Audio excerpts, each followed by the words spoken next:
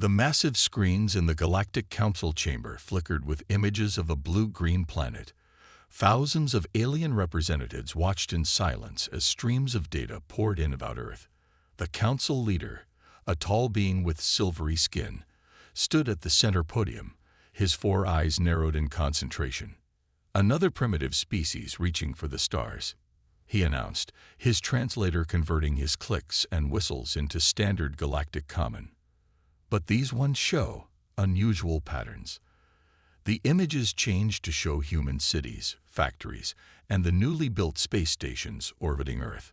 Unlike other young species that followed predictable paths of development, humans had achieved spaceflight through a mix of different technologies.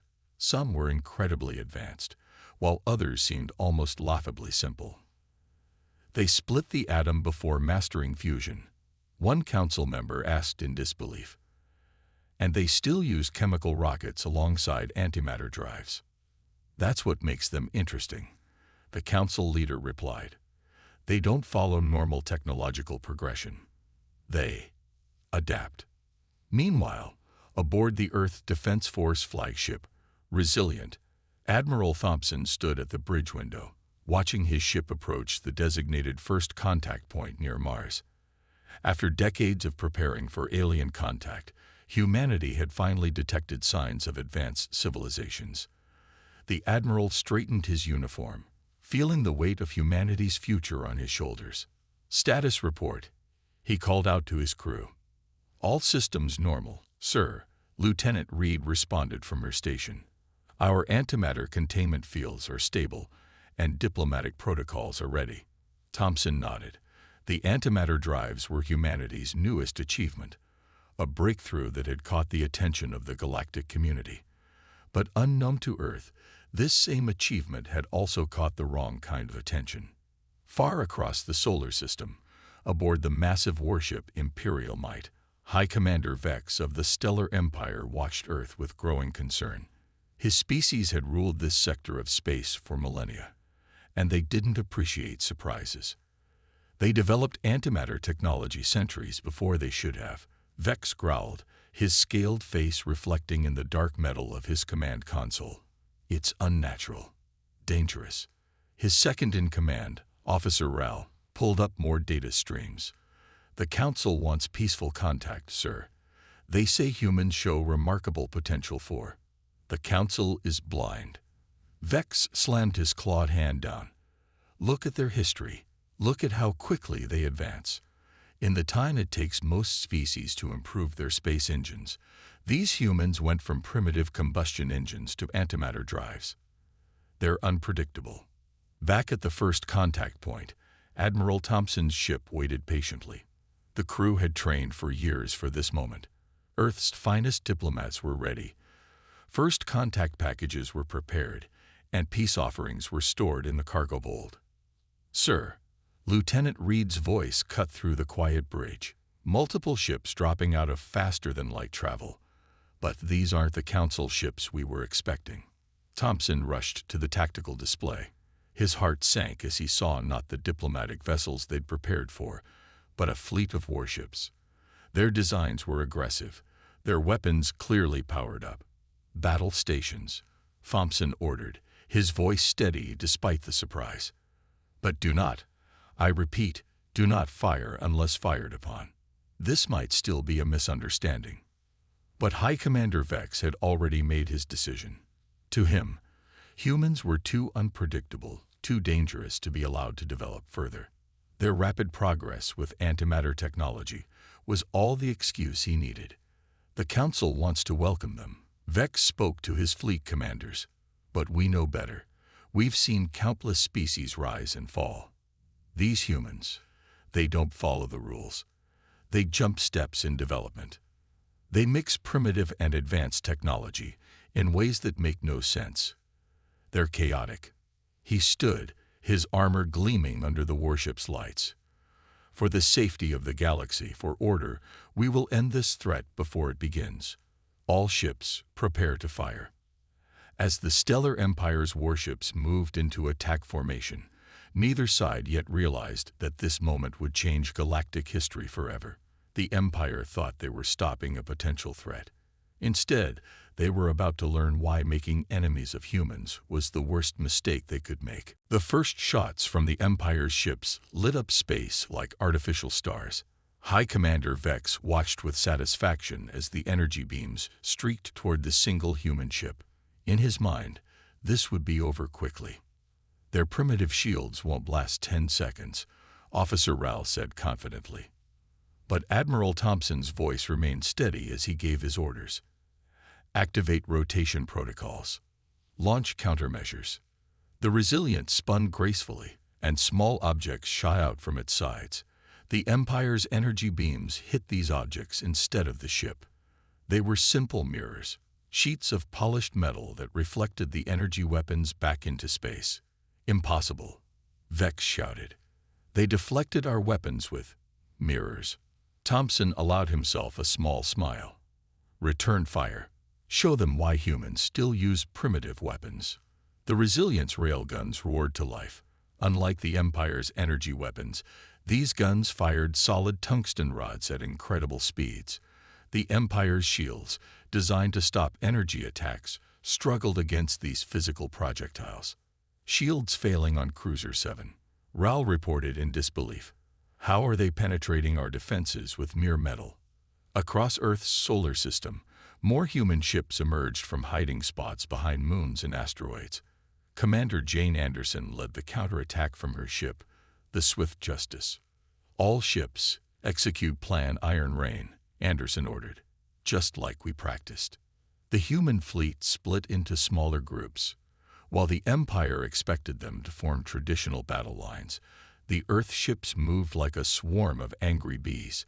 They launched thousands of small, simple satellites that the Empire's sensors barely noticed. These are not proper combat tactics.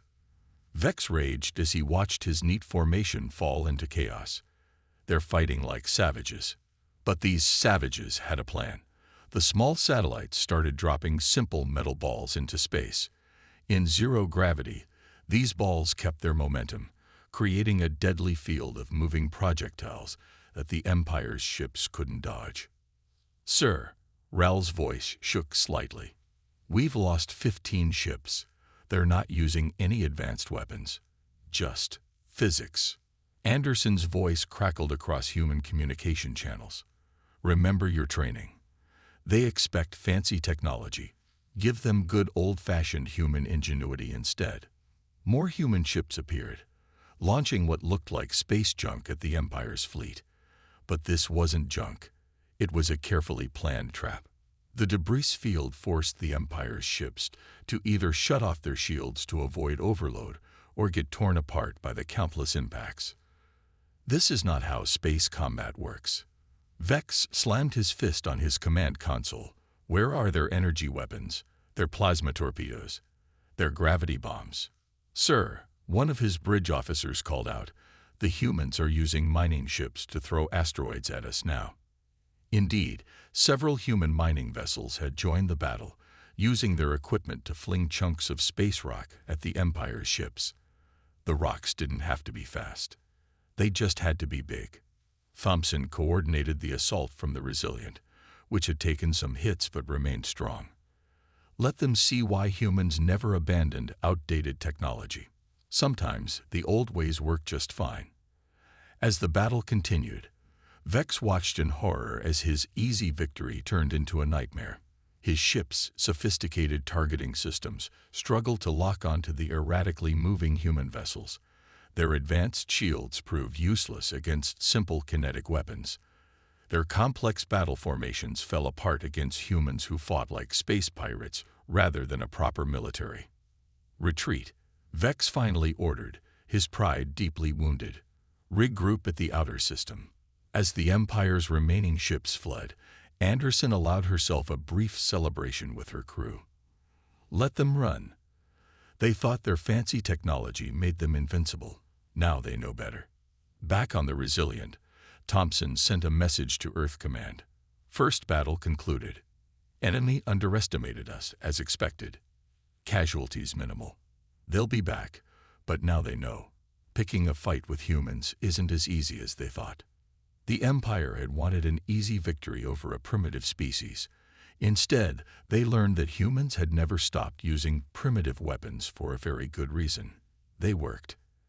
As Vex's fleet retreated, they left behind valuable debris that human ships quickly began collecting. The Empire's technology would soon be studied, understood, and improved upon. They had started this war expecting to find primitive savages.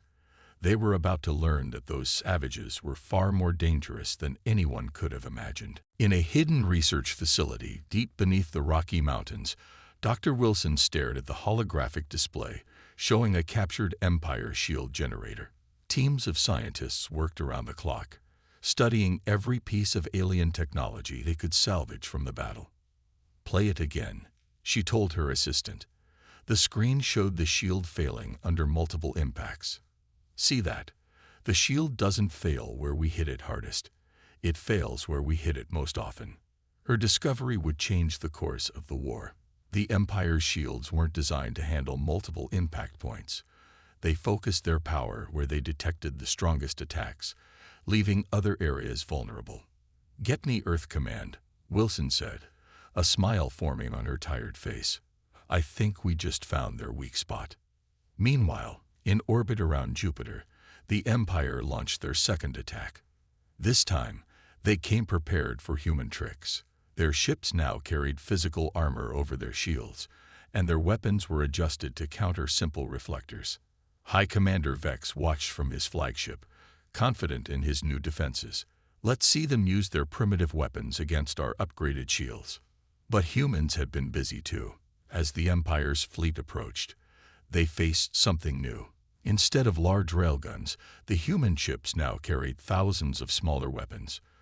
Dr. Wilson's discovery had led to the creation of what soldiers called the Rainmaker, a weapon that fired clouds of tiny metal pellets. "All ships, commence Operation Thunderstorm," Admiral Thompson ordered from the bridge of the newly rebuilt Resilient. The space around Jupiter lit up as thousands of tiny projectiles hit the Empire's shields from all directions. Just as Wilson had predicted, their shields couldn't maintain power everywhere at once. Small breaches appeared, grew larger, and soon entire shield sections began failing. "Impossible," Vex roared. "How did they learn our shield technology so quickly?" In the research facility, Wilson and her team weren't just studying shields. They had discovered that Empire computers used crystal-based quantum systems, amazing technology, but with a simple flaw. They couldn't process random data patterns efficiently. "Upload the Chaos program," Wilson ordered. The human fleet transmitted streams of completely random code toward the Empire's ships. Their advanced computers, trying to find patterns where none existed, began to overload. On the production lines of old car factories on Earth, now converted for war, workers built new weapons that combined human and Empire technology. They took the alien power cores that powered simple projectile weapons instead of energy beams. They used Empire gravity tech to make their missiles turn at impossible angles. "They're adapting too fast," Officer Rowell reported to Vex as another Empire ship went dark, its computers overwhelmed by random data. "They're not just copying our technology. They're making it better." The Empire had expected humans to take years to understand their advanced technology. Instead, humans did what they had always done best. They learned, adapted, and improved. They didn't try to copy Empire technology exactly. They found ways to make it work better by making it simpler. "Look at this," Wilson showed her team their latest discovery. "Their quantum crystals work better at cold temperatures. Why don't we?" Before she could finish, one of her younger assistants had already stuck an Empire computer core in a container of liquid nitrogen. The improvised cooling system made the alien technology work twice as efficiently. As the battle around Jupiter ended, the Empire retreated again, leaving behind more damaged ships for humans to study. Admiral Thompson sent a message to all Earth forces. "Keep collecting their tech. Keep learning. Keep improving. Show them why humans never stop innovating." In his flagship, Vex received reports that made his blood run cold. Humans weren't just winning battles, they were understanding Empire technology faster than anyone thought possible. They didn't follow the normal rules of technological development. They mixed advanced and simple tech in ways that shouldn't work, but did. "Sir," Ral said quietly, "intelligence reports humans are already mass-producing weapons that use our own technology against us. They're calling it hybrid tech." Vex stared at the reports in silence. The Empire had started this war thinking they would crush a primitive species. Instead, they had awakened humanity's greatest strength, the ability to learn, adapt, and overcome any challenge. And this was just the beginning. General Roberts walked through the holographic map of Saturn's rings, studying the countless chunks of ice and rock floating in space. His plan was simple but clever: turn the solar system itself into a weapon. The Empire thinks space battles should be fought in open areas, he explained to his officers. So we'll do the opposite. Welcome to Operation Ghost. Across the solar system, human ships began disappearing. The massive Empire fleet arrived at Mars, expecting another direct battle, but found nothing. No human ships, no stations, not even debris. High Commander Vex paced on his bridge. "Where are they hiding? Scan everything." "Sir," Officer Raul called out suddenly, "we're under attack." 3 small human ships had emerged from behind a nearby asteroid, fired their hybrid weapons, and vanished again before the Empire's ships could turn to fight. The attack lasted less than 30 seconds, but 2 Empire ships were crippled. Lieutenant Baker, piloting one of the attack ships, grinned as she activated her new stealth system, another hybrid of human and Empire tech. "Just like hunting submarines back on Earth," she radioed to her team. "Hit and run." The Empire's mighty warships were built for grand battles in open space. They were too big and slow to chase human ships through asteroid fields or dense planetary rings.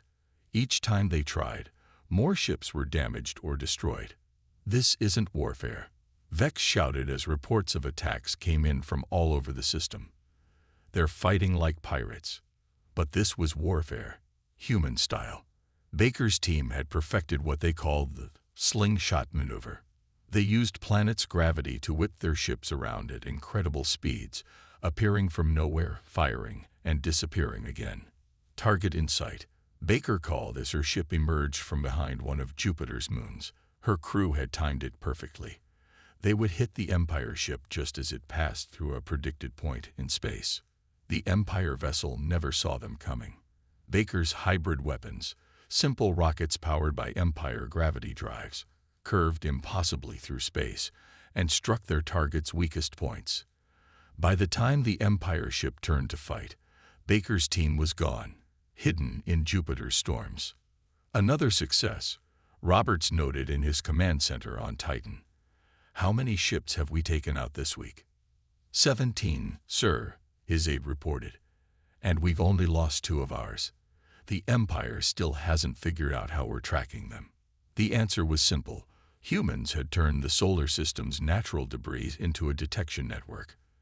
Every asteroid, every chunk of ice, every piece of space rock had been fitted with tiny sensors. The Empire searched for advanced technology, while humans used simple motion detectors. On his flagship, Vex was reaching his breaking point. They could be anywhere, behind any moon, any asteroid, hiding in any planet's rings. "Sir," Ral said carefully, "maybe we should withdraw to open space. At least there they can't." A massive explosion cut him off. Baker's team had struck again, this time using a captured Empire ship as a Trojan horse. The Empire fleet scattered, firing at shadows. "Remember," Baker radioed to all human ships, "we don't need to destroy them. Just make them afraid of every shadow in space." The Empire had expected humans to fight like a proper spacefaring civilization, with large fleets meeting in open battle. Instead, humans fought like they had on Earth for thousands of years. They used the terrain, struck from hiding, and never fought fair.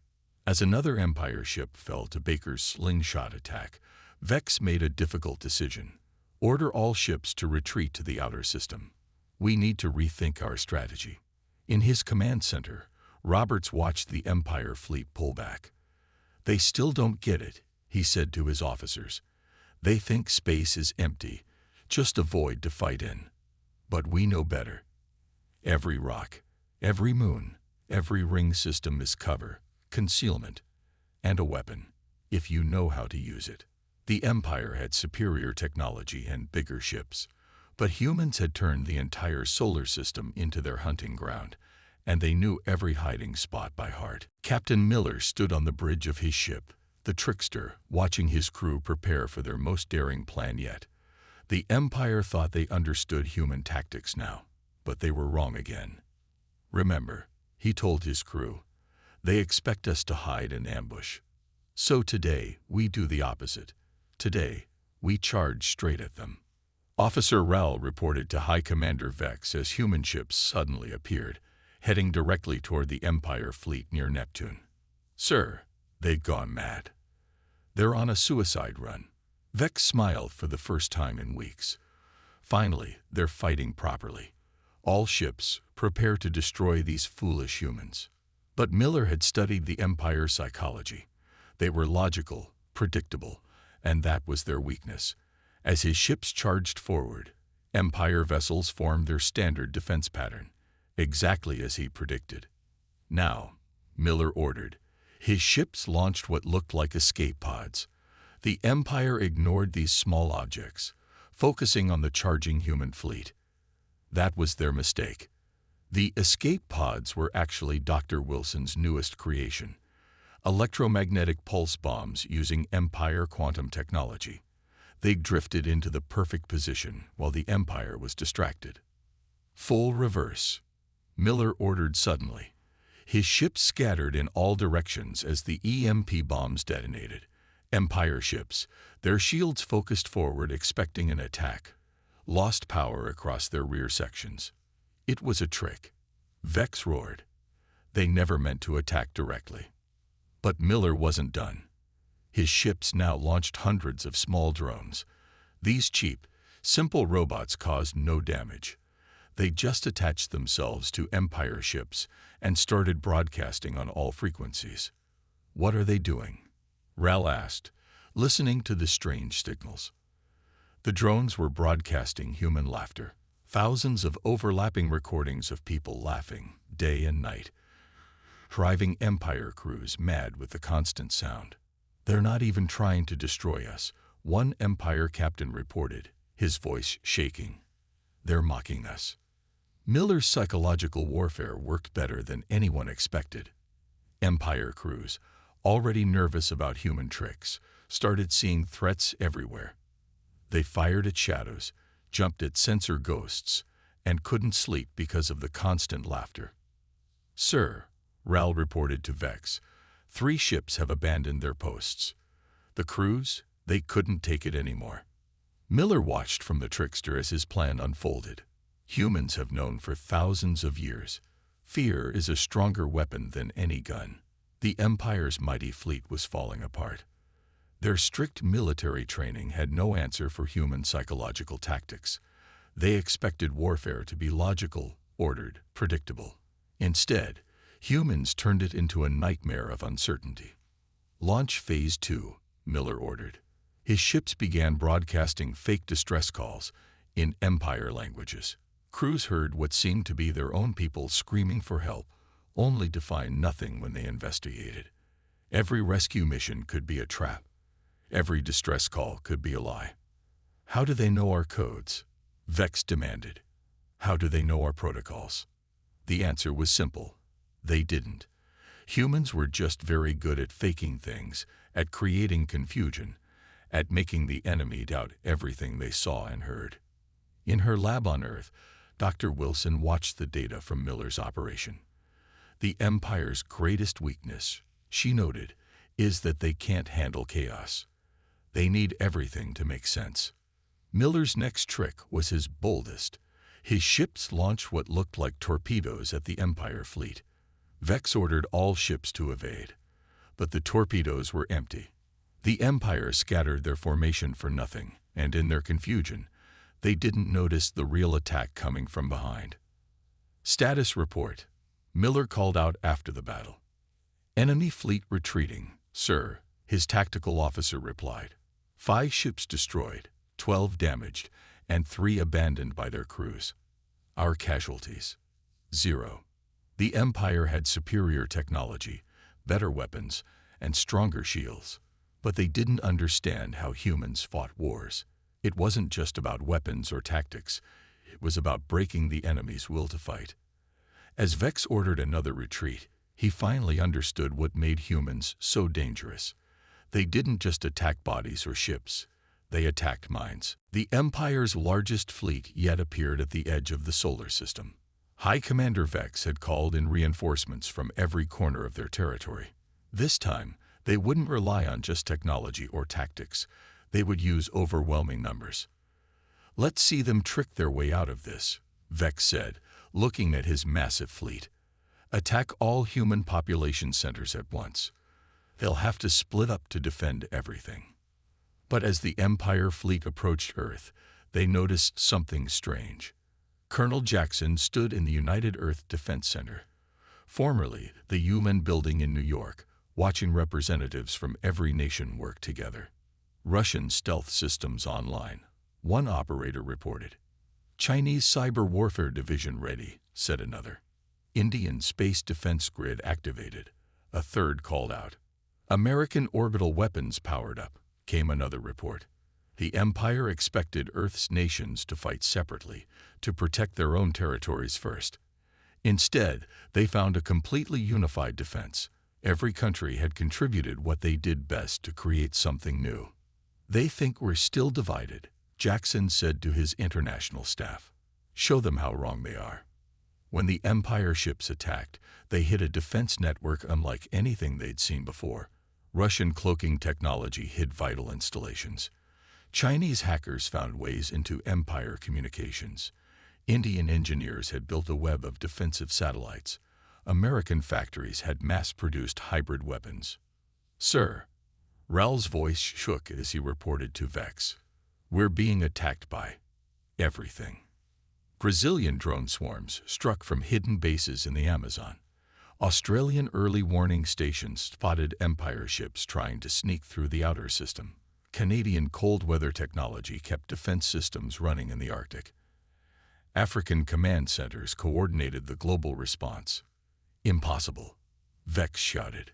Our intelligence said they would fight among themselves, that their old rivalries would surface under pressure. But the Empire had misread human nature again. Old enemies now worked side by side.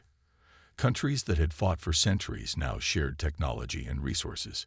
In orbit, Japanese space stations linked with European satellites to create an unbreakable communication network. In the seas, British submarines worked with Argentine ships to protect vital underwater facilities.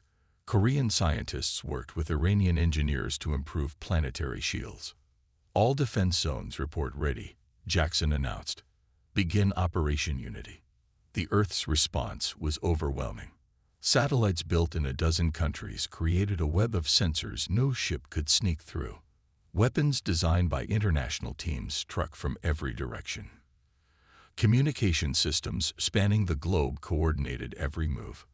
They're everywhere. Empire ship captains reported. Every attack is met with a perfect defense. Every strategy is countered. Vex watched in horror as his massive fleet was taken apart by Earth's unified defense. When his ships tried to use advanced jamming technology, they found communications were routed through backup systems developed by different nations. When they attempted to overwhelm one sector, reinforcements arrived instantly from others. Sir, Raul said quietly, we've lost a third of the fleet. Maybe we should. No, Vex cut him off. They're just primitives.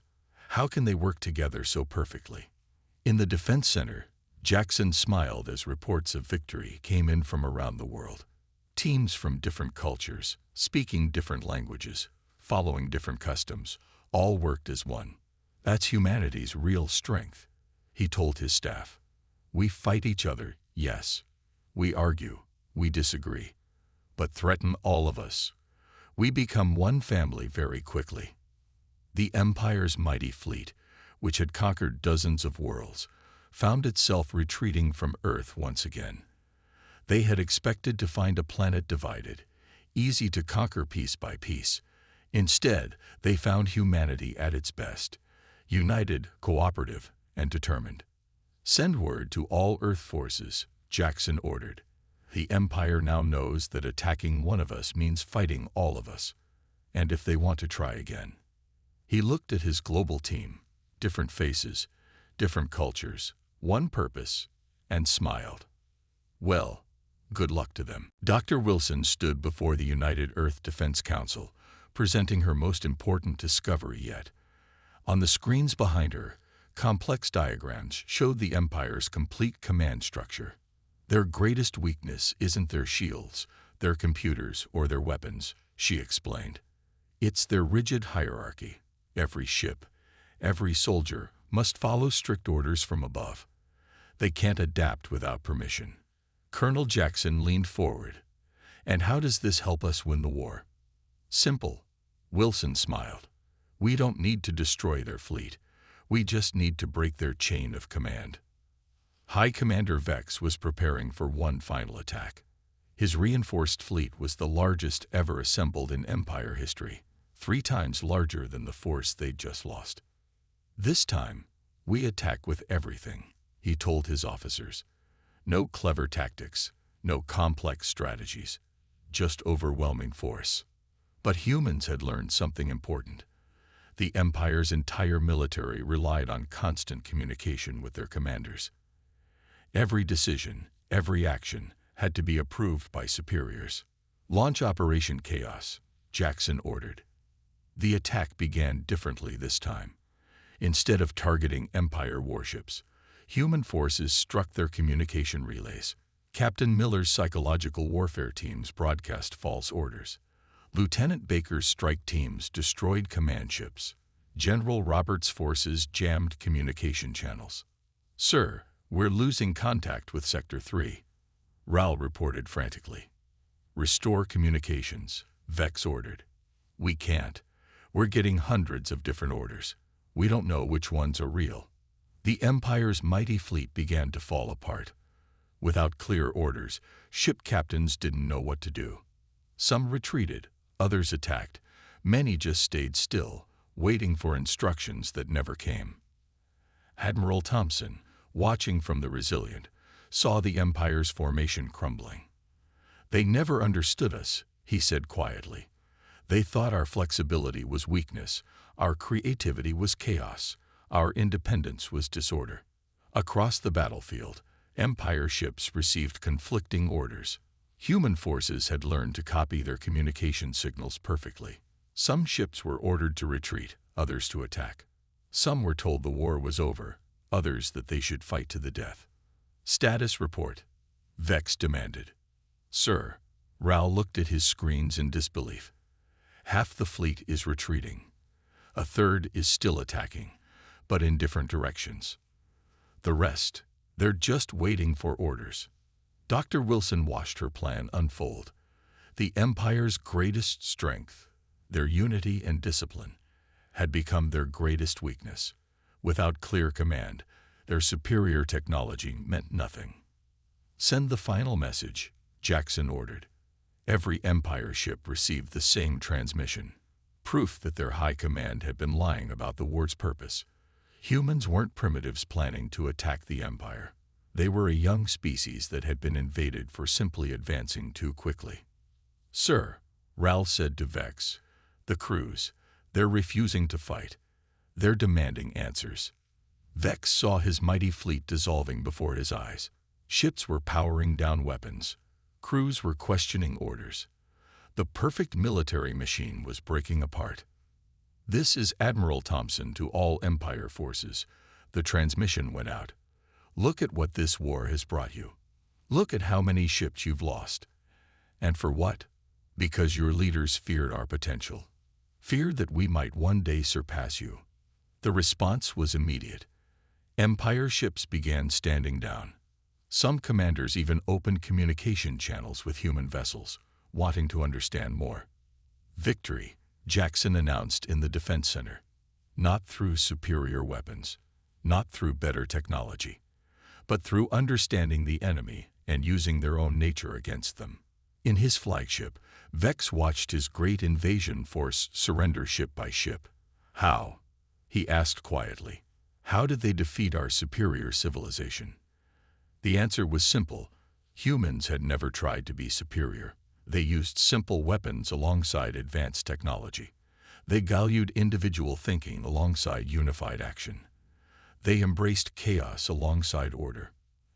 As the Empire fleet retreated for the last time, the Galactic Council received a new report about humans. It read simply, Classification, highly advanced species. Special notes, do not provoke. They don't win through superior technology or numbers. They win because they understand both themselves and their opponents perfectly. Recommendation, peaceful contact only. And remember, if you want to fight humans, well, good luck.